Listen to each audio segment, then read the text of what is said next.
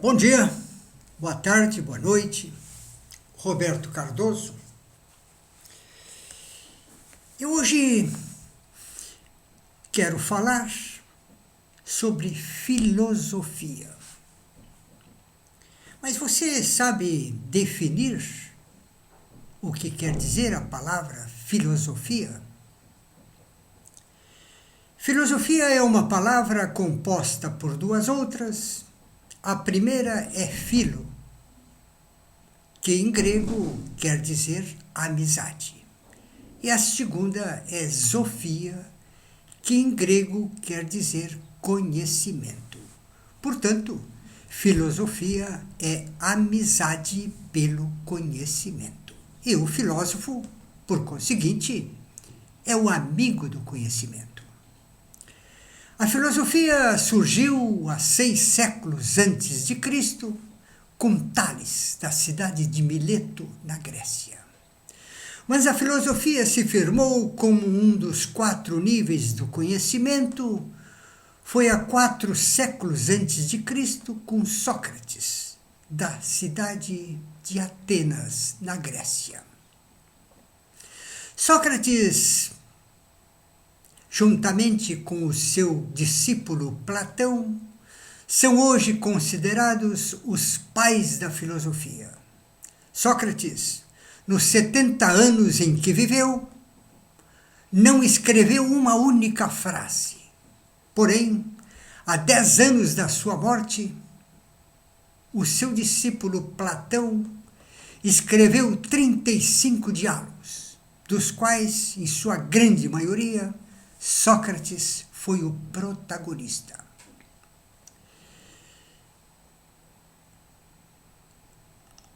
A filosofia surgiu pela necessidade do homem em definir qual é a melhor forma de se viver a vida.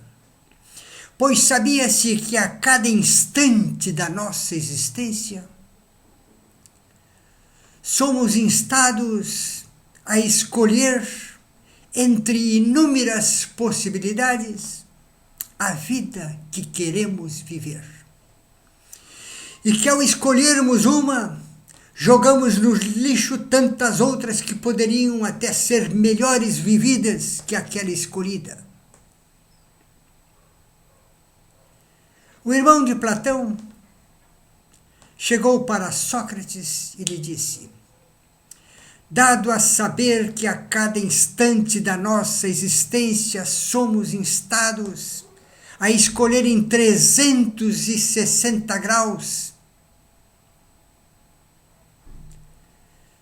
a vida que queremos viver, eu pergunto: qual é a melhor forma de eu viver a minha vida? Sócrates pensou, demorou-se, mas finalmente respondeu: a vida que você deve escolher para viver, eu não sei. Ora, o mais sábio de todos os homens não sabe definir qual é a melhor forma de se viver a vida. Mas Sócrates foi muito sábio. Sócrates quis dizer que ninguém, absolutamente ninguém, pode dizer a outrem qual é a melhor forma de viver a sua vida. A escolha da vida boa é foro íntimo de cada ser vivente. Não pode ser sugerida, orientada ou definida.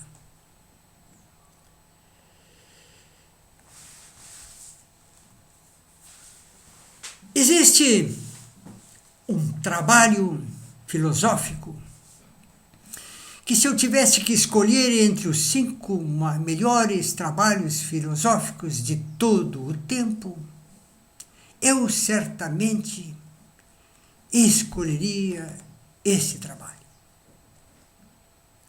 Ele é da lavra de Immanuel Kant, filósofo que viveu no século XIX. Kant escreveu sobre a moral dentro da filosofia. Kant disse que a moral é aquilo que nos impede, nos proíbe, nos orienta, nos priva. Quando aquilo que pensamos não é o mais recomendável. Exemplos? Muitos. Digamos que você tem ido à balada na sexta-feira e sabe como é, na balada tomou umas que outras e ao sair da balada às 4 horas da manhã, sabe que nas próximas 6 horas o seu fígado estará aos tombos. Resolve ir a uma farmácia para comprar um medicamento. Quando chega na farmácia, essas farmácias 24 horas, ela está às moscas. O único atendente dorme profundamente debruçado sobre uma mesa. Nesse momento você olha na prateleira, ao alcance da sua mão, está aquela loção que você sempre quis comprar, mas nunca teve dinheiro sobrando para fazê-lo.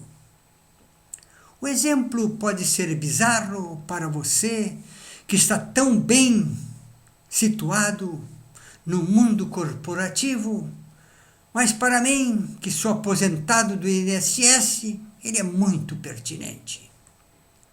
O que vem à sua cabeça nesse momento é subtrair a loção do patrimônio da farmácia sem a devida compensação financeira. É você com você mesmo. Você tem que decidir entre a loção e furto, ou sem a loção e sem furto. Aí você pensa, os donos da farmácia são tão ricos, não vai fazer menor falta. Isso chama-se argumento amoral. É você querendo justificar o ato ilícito. Mas você é quem tem que decidir entre a loção e furto, ou sem a loção e sem furto. E aí você vê na parede aquele cartazinho amarelo que diz: sorria. Agora você não pensa mais em se apoderar da loção, porque instalou-se o medo em você. E quando o medo ou a repressão surge, a moral desaparece. Outro exemplo. O professor Carrasco distribui a prova e vai dizendo: a prova é sem consulta. Qualquer olhar furtivo é 0. Instala-se na sala a repressão e o medo. Portanto, a ausência total da moral. Mas está no meio do tempo da prova e o professor atende o celular e logo após diz: vou ter que me afastar. Ao terminarem a prova, entreguem-na na secretaria. O professor sai e entra a moral. A moral só pode entrar depois do professor haver saído, porque o professor representava a opressão e o medo. Agora é você com você mesmo. Você cola se quiser, não cola se quiser.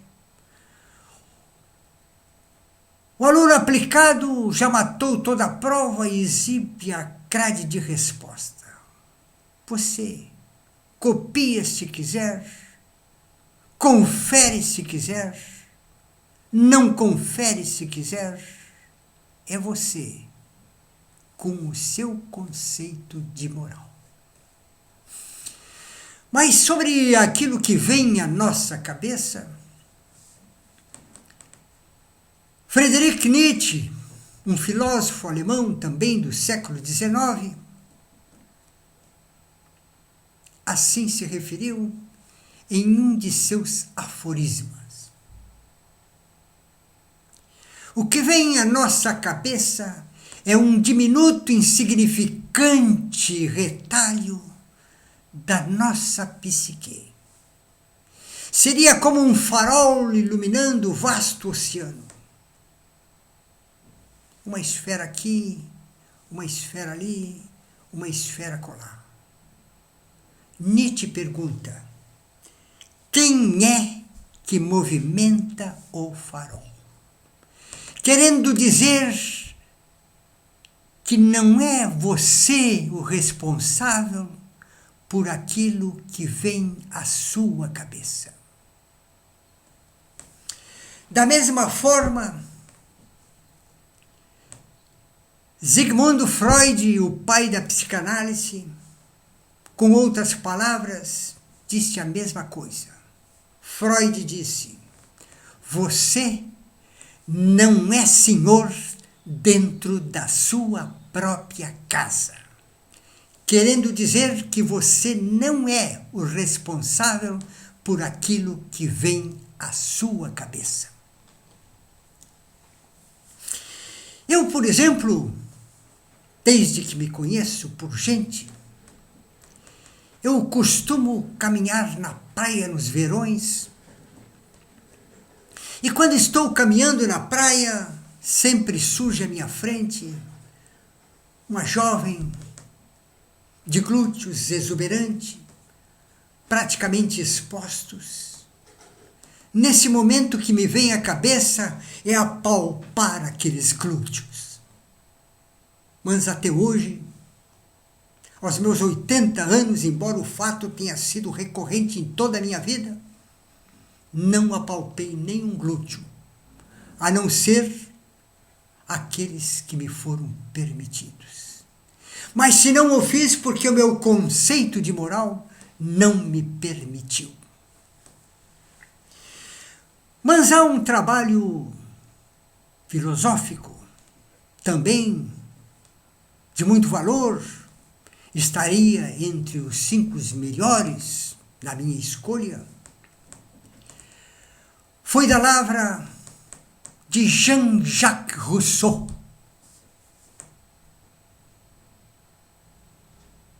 Rousseau foi um filósofo que viveu na França, embora tenha nascido na Suíça.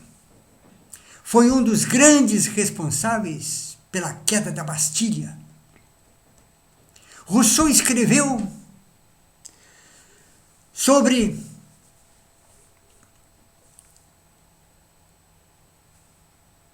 a singeleza do homem perante a natureza. Rousseau disse que o homem é único na natureza. E ele dá um exemplo, e o exemplo é de Rousseau mesmo. Ele diz que o gato ao nascer, recebe da natureza tudo aquilo que necessita para viver a vida de gato. O gato será gato toda a sua existência. O gato não precisa desenhar equipamentos, criar dispositivos, estudar. Não. O gato viverá toda a sua vida com os instintos lhe dados pela natureza. Mas o gato come filé. E um pombo que também recebeu da natureza tudo aquilo que necessita para viver a sua vida pombalina, um pombo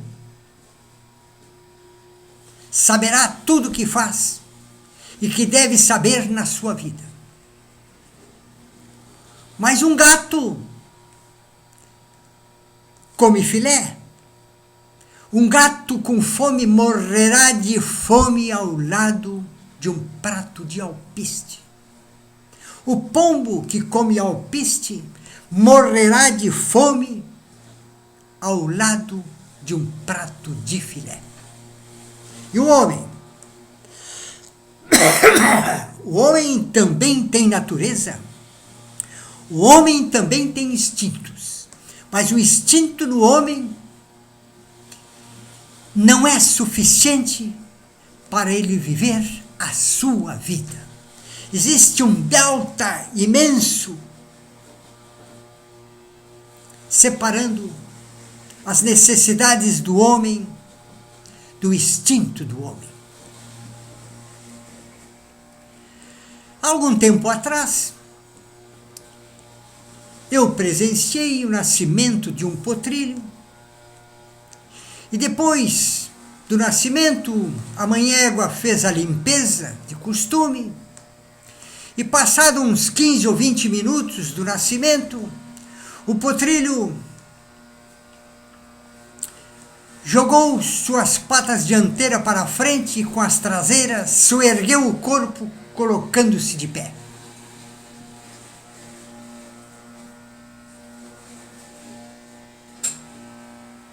Logo em seguida, meio cambaleante, procurou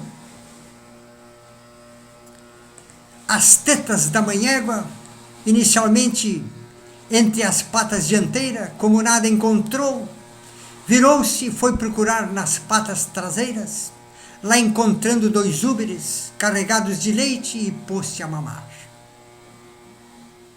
O bebê, ao nascer, ou seja, todo bebê ao nascer morrerá de fome se tiver que procurar o alimento pelos seus próprios meios.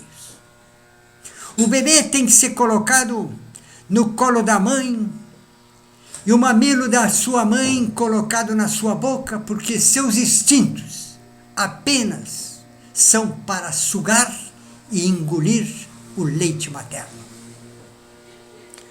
O gato come filé, o pombo come alpiste e o homem? O homem come filé, come o alpiste, come o gato, come o pombo, come a secretária, come a assessorista. Enfim, o homem aprendeu a não ser dependente de seus instintos. Apenas ele cria e se apodera daquilo que necessita. Muito obrigado.